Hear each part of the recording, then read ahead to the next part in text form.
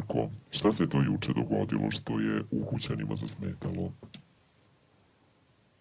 Pa, ako mislite na vruću stolicu kad sam, pored svi ukućani, par reći, uputio sam i Goranu par dobri reći, s dobrom namerom, ali očigledno da ukućani nisu prihvatili to. Malo me čudi što, se mešaju u moj Goranov odnos. Mislio sam da neće im biti ko zna to koliko bitno, ali takav sam kakav jesam. Volim da praštam ljudima. Ne znam, baš mi je čudno, ja nikad ne bi tako reagovao. Ne interesira me ničiji odnos. Mislim, svako ima pravo na mišljenje. To je bilo njihovo mišljenje, ja se ne slažem, oni se ne slažu sa mnom i eto, mala tenzija. Ali ne mislim da je nešto seriozno.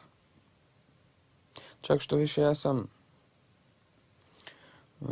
kako da kažem, sretan zbog toga što meni ukućani nikad nisu zamerili zbog neku svađu, već su to sitnice kao, uputio sam dobri reči Goranu.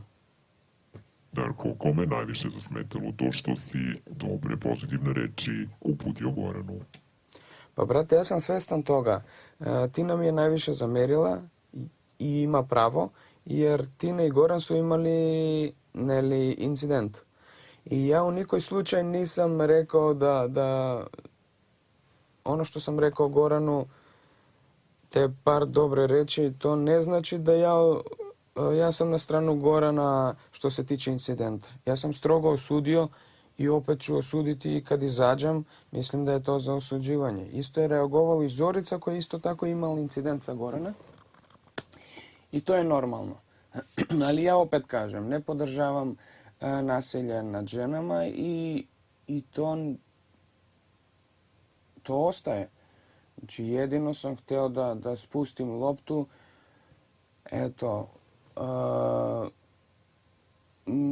Moja sama vera me uči da treba da praštam ljudima.